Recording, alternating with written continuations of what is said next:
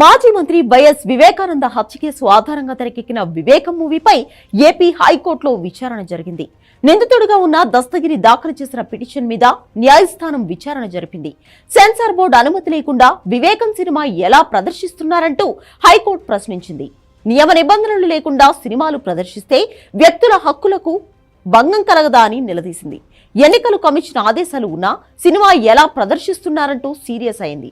వివేకం సినిమాను తెలుగుదేశం స్వప్రయోజనాల కోసం వాడుతున్నారని పిటిషనర్ తరఫు న్యాయవాది జడ శ్రవణ్ కుమార్ కోర్టు ముందు వాదించారు. సిబిఐకు ఇచ్చిన తన స్టేట్మెంట్ ఆధారంగా తీసిన వివేకం సినిమాలో తన పేరు వాడడం మీద దస్తగిరి అభ్యంతరం వ్యక్తం చేస్తున్నారు.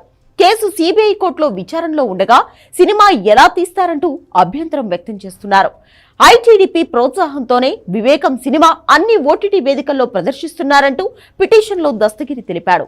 పులివెందుల నుంచి తాను ఎమ్మెల్యే అభ్యర్థిగా పోటీ చేస్తున్నానని, వివేకం సినిమా కారణంగా తన హక్కులకు భంగం కలుగుతుందని దస్తగిరి పిటిషన్లో రాసుకొచ్చాడు.